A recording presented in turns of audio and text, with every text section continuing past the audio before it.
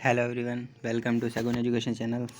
जैसा कि आप सभी जानते हैं कि सानू सर आपके लिए बड़ी ताबड़तोड़ बैटिंग कर रहे हैं। ठीक है, आपको मैथ्स में एकदम हीरो बना रहे हैं, 0 to हीरो बना के छोड़ेंगे। ठीक है, मैंने नंबर सिस्टम बहुत अच्छे से डिफ़ाइन कर दिया। जैसा कि आप जानते हैं, नंबर सिस्टम ऐसा पढ़ाया कि अभी तक यूट्यूब पर किसी ने नहीं पढ़ाया है।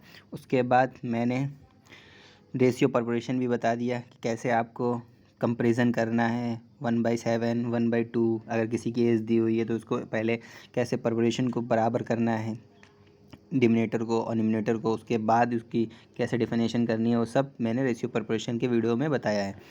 अब मैं चाहता हूँ कि परसेंटेज भी आपको आ जाए, क्योंकि एग्ज़ाम में इन्हीं सब से क्वेश्चन आता है। ये दो चीज़ जो लास्ट में क्वेश्चंस होते हैं वो इन सब चीज़ों से नहीं। मैं कितनी बार एयरफोर्स और कोस्ट गार्ड एग्ज़ाम को हैंडल कर चुका हूँ, तो मैं आपको बताता हूँ कि कैसे क्वेश्चन कैसे पूछे जाते हैं, कैसे नहीं। उन्हीं को मैंने तोड़ मोड़ के बनाया हुआ है।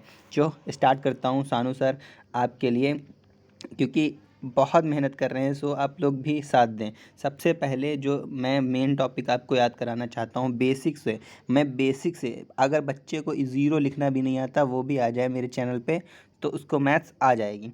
मान के चलो एयरफोर्स में 20 नंबर की इंग्लिश आती है और बाकी रागा में मैथ्स 10 नंबर की तो आती ही है। तो उसमें आपको आप मान के चलिए 8 या 9 तो मार्क्स आपको मेरी तरफ से मिल जाएंगे। आप डोंट वेरी, अब टेंशन ही ना लीजिए। How to convert a fraction percentage, मैं कहता हूँ कि हाउ टू कन्वर्ट। अब आपको सोचना है कि कहीं कहीं लिख के आ जाता है 1/2, तो आप समझोगे 50% तुरंत का तुरंत। ये बहुत एग्ज़ाम का फेवरेट है। ये 3.33% स्टार मार्क लगा लो, 1/3 होता है। ठीक है, मैं हिंदी में बोलूँगा, इंग्लिश भी आती है मगर हिंदी में ज़्यादा बच्चे पसंद कर रहे हैं तो मैं हिंदी में बोलूँगा। 1/4 मतलब 25%, 1/5 मतलब 20%, 1/6 मतलब 16/16.66%। ये भी मोस्ट इंपॉर्टेंट है, इस पर स्टार मार्क कर लो। देन 1/7 14.28, 1/8 12.5। ये दोनों सेम हैं, आप इसको रन कर सकते हो। 1/12 और 8 वाला आया ना, 8 से आप याद रखो 1/12 मतलब 12 इधर आएगा 12.5, और 1/12 से 8.33%। ठीक, और 1/9 मतलब 11.11%। ठीक है, और 1/9 11 मतलब 9.990%। ठीक है, नेक्स्ट मैं अब आपको बहुत अच्छे से डिफ़ाइन करके कोशिश करूँगा कि अच्छे से अच्छा जो है एग्जांपल बताऊँ, जिससे आपको समझ में आ जाए। जैसे कि ब्लैंक स्लाइड मैंने ले रखी है, आपको एक चीज़ मैं डिफ़ाइन कराना चाहता हूँ जो बेसिक आपको आनी चाहिए। जैसे आप समझिए, आपको क्या आना चाहिए। जैसे लिखा है सैलरी, किसी की सैलरी है भाई जो 200 है, बात को समझना मेरी, 200 है। ठीक है, दी गई है। ठीक है, उसको मैंने बोला 40% से इंक्रीज़ कर दो। क्या बोला मैंने? 40% से इंक्रीज़ कर दो। क्या कर दो? इंक्रीज़ कर दो। ठीक है, बात को समझना, मैंने कहा इंक्रीज़ कर दो। अब मुझे बताओ उसकी न्यू सैलरी कितनी हुई। ठीक है, आप मुझे बताओ कि न्यू सैलरी कैसे हुई, कितनी हुई। तो मतलब क्या है, बेसिक मेथड आप ऐसे ही करोगे ना। जो 200 दिया है, ठीक है भाई, 40% से इंक्रीज़ करना है, फिर 200 ये लिखा जाता है। 200 तो उसकी सैलरी थी बेसिक, फिर 200 लिखोगे आप। ठीक, इंटू 40 लिखोगे, क्योंकि भाई इसको इंक्रीज़ किया गया है। फिर अपॉन 100 लिखोगे, तो इतना आएगा, 2 इक्वल्स टू 0 0 कट गया, और 280 आएगा। ठीक है, समझे। बट अगर आप इसको ऐसे ऐसे किए, अब इसको कॉमन भी ले सकते थे। अगर कॉमन भी लोगे तो ऐसे करोगे, 200, ठीक है, 1 + 40/100। तो क्या मतलब हुआ, 200 इंटू 140/100। मतलब यही मेरे कहने का बेसिक ट्रिक यही है मेरी, कि आप ऐसे ना करके आप इस मेथड को फॉलो करें। जब भी मैं कहूँ इंक्रीज़ 40%, तो आपको लिखना है 140%। ठीक है, जब मैं बोलूँ डिक्रीज़, तो 100 में से उसको घटा देना है और क्लियरिटी कर लेनी है। ठीक है, अगर इस मेथड से करोगे तो बेसिक है। अब आजकल एग्ज़ाम में टाइम कहाँ मिलता है इन सब चीज़ों के लिए। आप इस मेथड से करेंगे, लिखेंगे 200, मतलब मैं बोल रहा हूँ 200 की सैलरी 40% इंक्रीज़, तो आप ऐसे लिखोगे, फटाक से समझ जाओगे, 200 इंटू 140/100। ठीक है, गॉट इट। अगर ये चीज़ आप समझ गए तो आपको बिल्कुल आ गया, समझ लीजिए, धुआंधार बैटिंग करेंगे। ठीक, नेक्स्ट मैं अगर आपसे बोलता हूँ, ऐसे सपोज देन मानिए मैं बोल रहा हूँ आपसे कि किसी की 150 रुपये किसी की सैलरी है भाई। ठीक है, किसी की सैलरी 150 रुपये है। ठीक है, उसको मैं इंक्रीज़ करता हूँ +50 रुपये से। ठीक है, प्लस 50 रुपये से इंक्रीज़ कर देता हूँ। अब उसकी बताओ कैश एंड हैंड सैलरी जानी चाहिए 200 रुपये, ठीक है। मतलब एक चीज़ मुझे पता नहीं है, मुझे नहीं पता है, सॉरी मैं बता दिया हूँ ये यहाँ पे, मुझे नहीं पता है कि उसकी सैलरी कितनी इंक्रीज़ की है, ठीक है। अब मुझे ये नहीं पता है सैलरी कितनी इंक्रीज़ करनी है, हो 200 गई है उसकी सैलरी, ठीक है। तो अब मुझे बताना है उसका इंक्रीज डाउटसन कितना है। तो इसको कैसे करेंगे, मैं ये चीज़ समझाना चाहता था, मैंने आंसर ही बता दिया आपको। क्यों? क्योंकि 200 मुझे दिख रहा था, मैंने तो सॉल्व कर लिया तुरंत ही। तो वही चीज़, फॉर्मूला भी मैं आपको बता देता हूँ इसका करने का। इंक्रीज़, ठीक है, इंक्रीज़ बेसिक वैल्यू अपॉन 100, समझे बात को। मतलब क्या है, इसका मतलब है 150 है यहाँ पे, ठीक। यहाँ पे हो गया 200, तो कितने का इंक्रीज़ मुझे देखने को मिला, 50 को देखने का मिला। तो कितना इंक्रीज़ हुआ, 50 का इंक्रीज़ मुझे देखने को मिल रहा है, ठीक। गॉट इट, मुझे 15 का इंक्रीज़ देखने को मिल रहा है। और बेसिक वैल्यू कितनी है, सैलरी पहले मेरी कितनी थी, 150 थी, इंटू 100 कर दो, ठीक। उसके बाद मैंने 0 0 काट दिया, 5 एकम 5 दिए, 15 काट दिया, मतलब मेरा 1/3 आ गया, जो मेरा 33.33% होता है। बात को समझ गए। उसकी सैलरी अब कितनी परसेंट इंक्रीज़ हो गई है, 33.33% इंक्रीज़ हो गई है। Got it. सो नेक्स्ट मैं आपको फिर एक चीज़ समझाऊंगा। 2 मेथड मैंने समझा दिए कि अगर 40% से इंक्रीज़ होगी, अगर सैलरी का इंक्रीजिंग नहीं दिया है तो कैसे पता लगाएंगे। अब समझो किसी की सैलरी है, मुझे पता ही नहीं, एक्स दी हुई है, उसके बाद उसका 40% मैंने इंक्रीज़ भी कर दिया और रुपए दे दिए मैंने उसको 490 रुपये। बात को समझना, कैश एंड हैंड दे दिया मैंने उसको। तो मैंने क्या कहा, अभी उसकी सैलरी नहीं पता है, मतलब बेसिक नहीं पता, तो मैं एक्स को उठा लूँगा, ठीक है। मैंने 40% इंक्रीज़ किया है, मतलब समझ जाओ आप 140 आ रहा है मेरा अपॉन 100। और इक्वलेट किसको कर दोगे, 490 को, क्योंकि मैंने उसको कितने रुपए दे दिए हैं ना, इक्वलेट करना पड़ेगा इसको 490 से।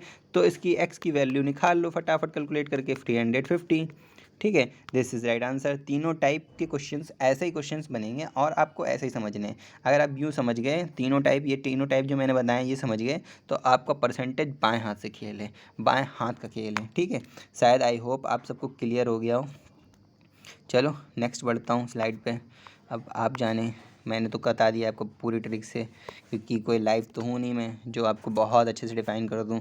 डिफ़ाइन तो मैं बहुत अच्छे से कर रहा हूँ, बट लाइव के मतलब ये होता है उसमें टाइमिंग स्टेट होता है। इसमें अगर वीडियो बड़ा होगा तो आपको बोरियर फील होगी ना, इस वजह से। चलो आगे बढ़ता हूँ। ए की सैलरी 150% मोर देन बी की salary, how much percent of B की सैलरी लेस देन ए की सैलरी। अब इसमें बोल रहा है ए की सैलरी जो है 50% मोर देन, मतलब इन्होंने क्या कहा, ज़्यादा इंक्रीज़ की बात आई, 60 से आपके माइंड में आ जाना चाहिए कि ए की बात हो रही है, तो मैं 150% लूँगा, ठीक है। मतलब 150 है और बी की मुझे पता नहीं है, तो मैंने मान ली 100, ठीक है। इंक्रीज़ कितने का, ये डिक्रीज़। अब इसमें बी की सैलरी लेस देन कितने, ए से है, तो दोनों का कंपेयरिंग देखोगे, लेस देन तो -15 से। अब वही चीज़ है, decrease value 50, basic value 150 into 100, यही तो होगा, ठीक है। 0 से 0, 1/3, मतलब जो है 1/3 का मतलब 3.33%। That it got it. कैसे किया आपको समझ में आ जाना चाहिए। बी की सैलरी दी नहीं थी, मैंने 100 मान ली, ए की 150, मतलब 50% इंक्रीज़, तो मैं 50% इंक्रीज़, तो वो मेथड करने से बेकार ही है। तो आप सीधे समझ जाओ 150, इसको डिक्रीज़ देख लिया, इन दोनों का कंपेयरिंग देख लिया, क्योंकि बी की सैलरी लेस देन पूछा हुआ है, तो बी की सैलरी से ए से कितने कितने कम है, मतलब जो है 150 रुपये कम, 50 रुपये कम है, तो 50 रुपये को लिख लिया मैंने decrease value and basic value and upon 100, so 1.3 and decrease for formula. ये 1.3 का जो है बेसिक पॉइंट है 30.3%, so this is answer. Next slide की ओर बढ़ता हूँ। नेक्स्ट स्लाइड में हिंदी में भी लिखा हूँ। अगर a salary person has reduce by 10%। अब इसमें बोल रहा है कि has what B percent should his reduce salary be raised so as bringing at a par with original salary. This is most important question, exam में कई बार air force के पूछा गया, क्योंकि ये क्वेश्चन इस टाइप के होते हैं, घुमाऊ टाइप के, जो आदमी को बहुत तगड़े से घुमाते हैं, ठीक है। अब इसमें मुझे सैलरी नहीं पता है, तो आप जैसे ही नहीं पता है सैलरी आपको, मान लो मुझे सैलरी ही नहीं पता है, पता ही नहीं है, दी नहीं है, तो मैं मानता हूँ 100, ठीक है। 100 मान ली, इन्होंने बोला 10% रिड्यूस कर, 10% मैंने रिड्यूस कर दी। जो बोले भाई वही करो, क्योंकि मैं तो उनके वो हूँ ना, फ्लेमर्स एम्प्लॉय समझ लो, ठीक है। 10% रिड्यूस कर दी, कि इन्होंने बोला 10% रिड्यूस कर दो, तो 10% रिड्यूस करोगे तो 90 आ जाएगा। अब ये बोल रहे हैं कि उसी सैलरी को जो रिड्यूस की है उसमें से कितना बढ़ाया जाए कि उसकी ओरिजिनल सैलरी बढ़ जाए। तो भाई 10 प्लस करोगे अगर, तो उसको उसकी सैलरी उतनी ही मिल जाएगी, ठीक है। तो मैं 10% रिड्यूस करूँगा। अब वही चीज़ है ना, अब कितना मैंने इंक्रीज़ या डिक्रीज़ किया, तो मैंने 10 इंक्रीज़ किया। बेसिक वैल्यू किससे किया, 90 से किया, ठीक है। उसके बाद बस सिंपल सी बात है, इंटू 100 लिख दो, काट दो, अपॉन 1/9, 1/9 का आ जाएगा, परसेंट में दिया ही था, तो 11.1111%, दिस इज़ राइट आंसर, ठीक है। बेसिक। अब कैसे किया मैंने, सैलरी नहीं पता थी मुझे, एक बार फिर समझा देता हूँ। सैलरी नहीं पता थी, 100 मान ली, फिर 10% रिड्यूस किया तो आ गया 90, ठीक है, 90 आएगा। उसके बाद अब वो बोल रहा है कि फिर बेसिक सैलरी, मुझे ओरिजिनल सैलरी बनानी, उतनी ही सैलरी बनानी, तो कितना इंक्रीज़ करना पड़ेगा, तो मुझे 10 प्लस करना पड़ेगा, मैं 100 फिर पहुंच जाऊंगा, ठीक। तो मैंने ये जो मैंने डिक्रीज़ या इंक्रीज़ किया वो वैल्यू लिखी, बेसिक वैल्यू लिखी और काट दिया, 1/9 इसका आंसर आ गया। ओरिजिनल सैलरी वेतन को बराबर करने के लिए कितने परसेंट हो गए, कितना परसेंट बढ़ाना जाना चाहिए ताकि उसे मूल वेतन बराबर आ जाए, तो ये परसेंट बढ़ाओगे तो मूल वेतन उसका बराबर आ जाएगा, ठीक है, 1/9। सो नेक्स्ट क्वेश्चन पे बढ़ता हूँ। नेक्स्ट क्वेश्चन, एक परीक्षा में AB को 10% कम अंक मतलब प्राप्त होते हैं और BC को 25% अधिक और CD को 20% कम अंक प्राप्त होते हैं। यदि B को 500 से 350 मार्क्स मिलते हैं तो प्राप्त D के द्वारा कितने अंक प्राप्त होंगे। इसी को एग्जाम में इंग्लिश में समझ लो। In examination A gets for 10% marks less than B got marks 25% more than C and C got 20% less than D. If A gets 30% out of 500% for B obtained D. अब इसमें एक चीज़ याद रखना, D सबसे last से शुरू करो, जिसका पता ही नहीं, मुझे जिसका पता नहीं है उसी पे भाई मैं उंगली रखता हूँ। डी को मान लेता हूँ मैं 100, ठीक है, मैंने 100 को मान लिया। अब डी सी से कितना कम है, 20%, तो मतलब 20% कम है तो मैं मान लूँ 80 इसको, क्योंकि भाई 100 का 20% 80, ठीक। अब बी कितना कम है, बी 25% ज़्यादा है, तो अब 25% ज़्यादा है तो मतलब इसका 25%, बी का 100 हो जाएगा, ओके, परसेंट अधिक है। और फिर सी ए का मतलब ए का 10% कम है, तो you mean 90, okay, got it, ठीक है, इतना समझ में आया। अब क्या करना है, अब आपको क्या करना है मैं बताता हूँ आपको। 25% सी, तो सी 80, 25% 1/4 आया ना, तो 4 आ गया, तो 1/4 करके 100, ठीक है, गॉट इट। अब मुझे ए 90 मिल गया, ठीक है, बट एक में कितने मिला, 360 मिले हैं, तो इतने 4 गुना ज़्यादा मिले हैं, ठीक। तो अब अगर मैं 4 गुना यहाँ ज़्यादा करूँगा तो यहाँ भी करना पड़ेगा, यहाँ भी करना पड़ेगा और यहाँ भी करना पड़ेगा, गॉट इट। अब मुझे पूछा कितना क्या है डी का, तो डी इज़ 400 मार्क्स। अब 400 मिल गया मुझे। उसके बाद 400 तो इसकी वैल्यू मिल गई डी की, बेसिक वैल्यू 500 थी, और इंटू 100 कर दो भाई, काट पीट दो, जो आता है वो आता है 80% डी का। दिस इज़ राइट आंसर, ठीक है। समझ में आया, अच्छे से समझ में आ गया, और ना समझ में आया तो वीडियो पॉज करके देखो बार बार और समझो, मैंने अच्छे से बता दिया है आपको। अब this is question, a man spends 20% for monthly income in goods of food and rent and save his to 500, find the income। तो उसकी इनकम बतानी है मुझे। अब वो फूड पे भी खर्च करता है, मैं क्वेश्चन बताता हूँ। सपोज इन इनकम उसकी पता ही नहीं, मैं मानता हूँ 100x उसकी इनकम है, ठीक है, आप समझ लीजिए। फिर उसने 20% फूड पे खर्च कर दिया, कितना परसेंट फूड पे खर्च कर दिया, 20%, 20x फूड पे गया, 30% उसका रेंट पे गया, ठीक है, 20% फूड पे गया, 20% रेंट पे गया, बचा हुआ 50%, 50x बचा, उसको इक्वलेट कर दो 500 से, क्योंकि वो 500 रुपये सेव करता है, तो x बराबर 10, तो दिस इज़ 10। अब इसमें पूछा क्या गया, टोटल इनकम, तो 100 को कर दो 10 से मल्टीप्लाई, 100 को कर दो 10 से मल्टीप्लाई, आ जाएगा 10, 100 को कर दो 10 से मल्टीप्लाई तो आ जाएगा 1000। दिस इज़ आंसर, ठीक है, समझ में आ गया होगा। सो नहीं आया है तो वीडियो को रोको और एक एक पॉइंट समझो। सो नेक्स्ट मैं बढ़ता हूँ अगले क्वेश्चन की तरफ। एक आदमी अपनी आय को 10% यात्रा पे खर्च कर देता है, 30% किराए पे खर्च कर देता है, शेष देश, इसे इंग्लिश में यहाँ पे याद रखें रिमेनिंग का वर्ड का यूज़ कर लिया गया है, तो इसमें रिमेनिंग आ गया है, तो मैं उसकी सैलरी पता नहीं है तो मैं 100x मान लेता हूँ, ठीक, उसके पॉकेट में है। ये समझो अब उसकी 100x उसके पॉकेट में है।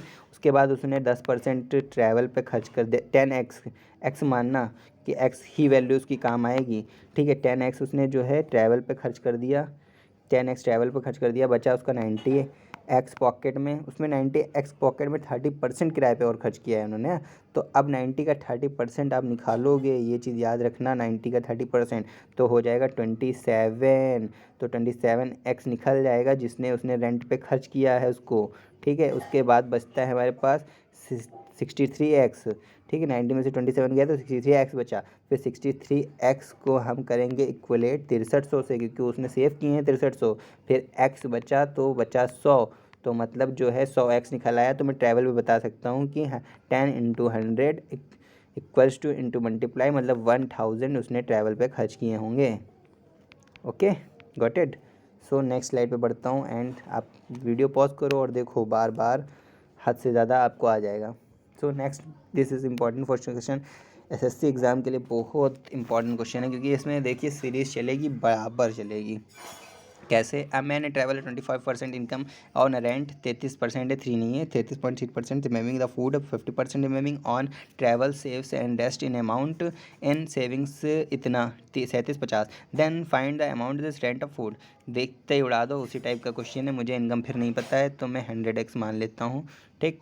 उसके बाद इन्होंने बोला है 25x% इनकम इन्होंने इस पर खर्च कर दी। फिर उसके बाद जो रिमेमिंग रेंट में बचता है, रिमेमिंग की भी इसमें भी बात हुई है, तो बच रहा है मेरे पास 75x अब, ठीक है। 75x के बाद इन्होंने बोला है कि 75x बचता है, आप 75x को इंटू 3% 1.3 कर लीजिए तो आ जाएगा 25%। तो आप 25% जो है x, जो 25% x है वो फूड पे इन्होंने खर्च कर दिए हैं, ठीक है। फिर बचता है इसमें 25 माइनस कर दो 50x। अब 50x में से इन्होंने जो रिमेनिंग है वो इन्होंने ट्रैवल पे खर्च किए हैं 25%। इसका आधा 50% का 50x का 50% होगा 25, तो बचा हमारे पास 25x, ठीक है। अब हम 25x को इक्वलेट करेंगे, क्योंकि उन्होंने सेविंग भी की है। 25x को हम इक्वलेट करेंगे 3750 से, ठीक है। तो x बराबर 3750 बराबर 25, कट गया 15, x बराबर 15, तो x बराबर 15 आ गया। अब मुझे कोई x पता है, मुझे निकालनी क्या है, भोजन पे कितना खर्च किया है उन्होंने, तो फूड पे 25 है, तो 25 को मल्टीप्लाई कर लो उससे, x से 15 से, आंसर आ जाएगा। सो नेक्स्ट लेता हूँ, नेक्स्ट स्लाइड पे। सो आज के लिए इतना ही। कल मैं आपको पार्ट 2 कराऊंगा, पार्ट 2 में सारे बेसिक क्वेश्चंस और कवर कर लूँगा, ठीक है।